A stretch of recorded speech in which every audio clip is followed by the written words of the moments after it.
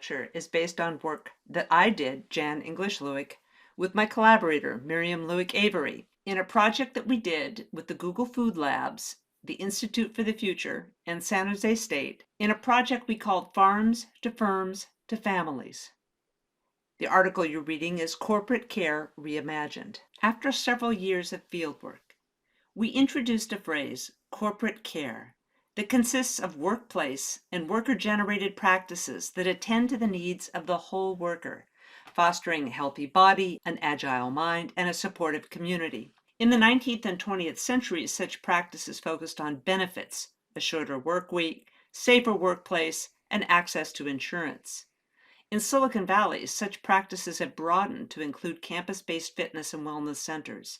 And in 21st century care, workplaces increasingly provide food, sometimes at no cost to the employee. Corporate food management considers the consequences that go beyond worker benefits. The choice of the food origin, handling, and preparation creates an impact on the food chain well beyond the cafeteria, reaching into the fields at one end and families at the other. The process of choosing, preparing, and consuming food extends what it means to be beneficial to a broader set of stakeholders. In this project, a group of San Jose State anthropology students and faculty worked with the Institute for the Future, a nonprofit think tank in Palo Alto. And we built our work on 7 years of forecasting in the global food outlook. We were working with the Google Food Lab, a cooperative lab in Mountain View, California. In 2012, a group of experts, academics, and activists were invited to participate in the lab, stimulating conversations between corporate food stakeholders, farmers, chefs, food experts, social scientists, and the business consultants to reimagine the impact of companies on the system that produces, distributes, and consumes food. Our project, Farms to Firms to Families, joined San Jose State University students in applied anthropology with researchers for the Institute for the Future to develop a Northern Californian case study on the food system, and then think through the implications of the future that would be related to the stakeholders in that system. Using a research design based on bottom-up forecasting, we collected ethnographic observations and interviews with people on farms, in firms, families, schools, and local food services to identify cultural values, schema of cultural change, and food-related practices. We went to cafes and participated in workdays on a local organic farm. And as we weeded the strawberries, we talked to other visitors and interns, understanding the vision for that farm, which was trying to rethink sustainability and create a business plan where grants, classes, and farm produce all support a demonstration working farm. The stakeholders involved in this project were diverse, ranging from people who work for for-profits like Google to nonprofits like the Institute for the Future and other kinds of educational institutes related to food justice and food equity. So we really needed to think through the way in which we approached what stakeholders did and how you join them together. We used a concept called corporate responsibility, particularly a model developed by Carol Sanford, to think about how you could translate actions that could be taken up by the specific stakeholders. Simply being thought-provoking isn't enough. We wanted to translate our insights into the world of business people, so we had to use a framework that made sense to the people in that world. And Dr. Sanford imagined a set of stakeholders that would include a system of interconnected folks that were invested in the earth, that represented the interests of investors, of end user customers, of the co-creators and workers within an industry, and the community that housed all of the above. And in terms of the food system, that would mean the farmers, the caretakers of the environment, firms, consumers, workers, vendors, chefs, food service workers, and the families and the communities of all those people. And she was trying to figure out, how do these stakeholders connect, and how can you best connect these stakeholders so that they can co-create a responsible social contract. So we thought Silicon Valley workers make an excellent case study to understand these connections. California cuisine has been integral to the countercultural flavor of the region, blending ethnic and exotic preparations in a ruthlessly pragmatic concern with the functions of food. Augmentation, the notion common to both the counterculture and personal technology ventures, suggests that you use the objects around you to become better. And with such a philosophy, food becomes intertwined with productivity and thus the province of the workplace. Providing care on site, such as providing gyms and trainers, massage and meditation guides, and of course food, changes the relationship of workers and those that provide their care. As with 20th century provisions, such care is not ubiquitous nor consistent. Many companies offer little to their employees and absolutely nothing to their contractors. Others offer a range of care practices but charge fee for service. Charges vary with the status of the worker. But the notion of embedded on-site care hints at an experiment for broader worker-employer engagement. And it's worth noting that during COVID, when many of the on-site care activities were stopping, places such as Google continued to pay the workers engaged in that corporate care until people could return. So in this system of farms to firms to families, we began with the storytellers from the soil, the farmers, the agricultural educators, their alliances and nonprofit leaders, including folks in places like Stanford's D School, its design school, that were committed to creating and designing services for social justice, for food justice. And the thinkers behind these corporate cafes wanted to rethink, to change the story so that how the food produced becomes part of the story of that food. Similarly, how the food is prepared becomes a story of that food. So we talked to vendors, chefs, purchasers, and managers about the decisions that they were making and how they were preparing and deciding what to serve workers in corporate cafes. Of course, from an ethnographic perspective, one of the center stakeholders in this system are the people that are actually consuming and eating the food, the workers themselves. So we gathered stories from the cafe, trying to find out what corporate workers and consumers ate and how choosing food and eating, what that means to them and what they do with these choices.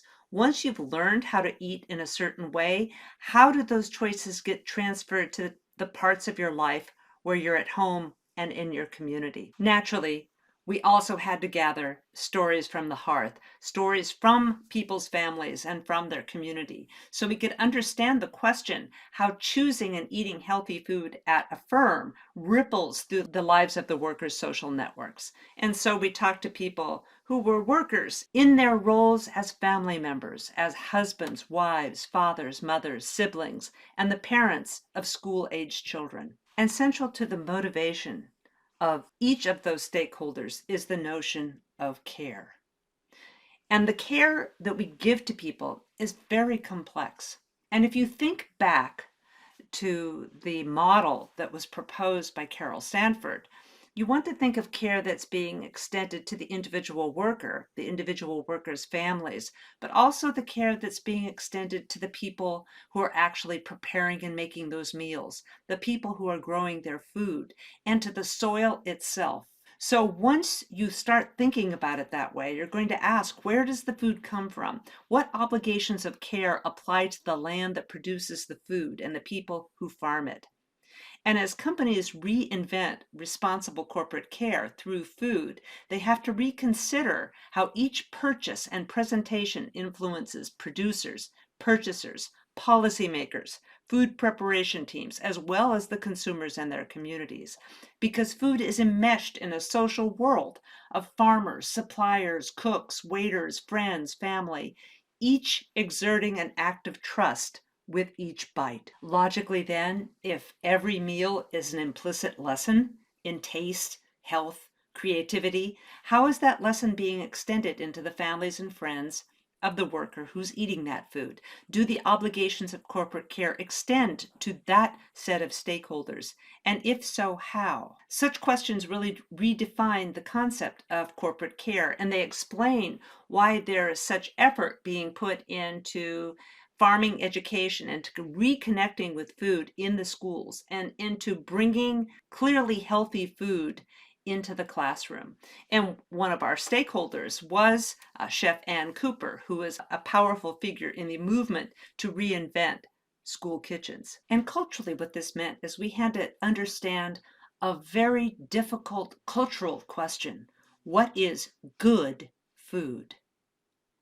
And the competing demands that pervade these foodscapes, that food be natural, discriminating, efficient, cost-effective, and socially just, those are all different definitions of good food. Food producers must understand their eaters' preferences and produce consistently good food. Artisanal food production, such as that of cheese or tofu, walks a delicate line between leveraging science to produce consistent results and infusing the relationship-rich dedication to the art. We interviewed Mingja, a Bay Area artisanal tofu maker, and as we interviewed him, he notes that part of his job is to educate the consumer into a new set of tastes, developing a palate, creating an intimate connection between the maker and the eater. Dutch anthropologist Annemarie Mol delved into the logic of care in multiple settings, from farms to hospitals. Care is a set of practices, a social act that reflects implicit social obligations. Corporate care is the 21st century reinvention of many strands of workers' rights, including wellness and food and work-family buffering. Eating at work reflects changes in larger American eating habits and the rhythms of evolving high-tech and knowledge work practices. These shifts in belief and practice are manifested at dining tables and at cubicles as food choices and work schedules become more individuated. Both food and work are markers of class identity and morality, so it's no surprise that corporate food would be concerned with such distinctions. Culinary individualism, flexible work, cosmopolitan cuisine, and the progressive morality of foodscapes combine to create a new regime of distinction marking workers. Counter to industrial food design based on modularity and mass commodification, new food niches reflect more customized tastes, needs, desires, global foodscapes. Allergies, dislikes, and dieting constraints drive the expansion of choices available to consumers as food activists make their needs known. Requests become requirements for both producer and preparer. And this variety generates many possible futures. So part of our objective was to identify the many ways in which people would imagine the future within those different communities that we interviewed. And we would want to think about ways that they could be interconnected and exchange values and ideas. The key to any kind of organizational and interorganizational stakeholder interaction is creating a common discourse. So we mined the stories that we heard in this greater Silicon Valley corporate food system, and we glimpsed the importance of corporate care and began to see what futures mattered to people in these intensely moral foodscapes. Now, in ethnofutures forecasting, which is the tool I use in organizational study, we wanted to provoke a reflection by anticipating different possible consequences, including unintended consequences. And as we listened, we began to discern several key lessons. First, people have a deep, abiding aspiration for the future of food, either embedded in their own sense of self and wellness, or through a passion for the future of the food system. They could identify clear good outcomes, but the criteria for what constituted good shifted. We began to hear particular words and concepts repeatedly, like utopia, practical, efficient, moonshot. Avery, having worked with the Yerba Buena Center for the Arts on dissident futures, understood that these words hinted at a threefold framework that sorted these different kinds of futures into different kinds of stories: speculative, utopian, and pragmatic futures. These are metaphors for different kinds of aspirations within these stakeholder communities. And based on what people were telling us, we created these fictional scenarios of possible futures that would unfold from the present till around 2040. And we listened for those practices that privilege pursuing the good over the perfect, as in this comment about conventional and organic carrots. I want the choice to be one that says, no, no, no, we don't need the perfect carrot. We need the wonderful carrots, the 35 tons of wonderful carrots. Utopian futures were the most aspirational practices that emphasize holism and interconnection, and creating systems that don't need fixing, since farmers, chefs, and eaters would all work together to create systems that work from the very beginning, incorporating factors that range from soil fertility to social justice for farm workers. And as soon as we heard these aspirations framed as utopian, we realized there was a set of actions that wove together to tell a powerful story. We also heard stories that looked to new technologies of food production, creative and novel uses of cuisine, eating practices that entertained. And these practices wove a story that suggested fun and creativity. In this quotation, Mary, a corporate food leader, speculates on the power food has to inspire workers to take moonshots. And one of the exercises we used to bring these three kinds of scenarios to our diverse stakeholders and build bridges was to create an exercise in which we would educate people about the nature of these visions, pragmatic visions that are precise, efficient, emphasizing reconnections to eaters, vendors, and firms, utopian scenarios, holistic and transformative, concentrating on reconnecting communities to farms, farms to vendors, vendors to eaters, and speculative scenarios, adventurous and innovative, that could reconnect vendors to eaters, farms to vendors, and eaters to firms. And we presented these to this audience of diverse stakeholders and asked them to identify with these particular visions. And we actually created stickers that people could put on and then find someone else that was not in their particular vision and connect with them. And we were utterly surprised by the results. People self-identified in ways that we had not expected at all. And moreover, people refused to engage in the exercise as we designed it, but instead would take several stickers and say, I bridge pragmatic and utopian. I bridge speculative and pragmatic. And so even within their own points of view, they began to make connections between these different worldviews and share those connections with the rest of the lab. So to recap, this was an exercise in organizational studies in which we identified very different kinds of stakeholders, from food activists and farmers to chefs and the families of different workers. And we tried to figure out ways to connect them through the lens of corporate eating, of food served in workplaces. And so we had to go in and talk to these people and understand the points of view of the different stakeholders and the different visions and values that underpinned their points of view, and to get them to bridge and talk to people who were different from them, who shared different values, so that they could see the interconnections, the common problems, and the common solutions between each of the stakeholders.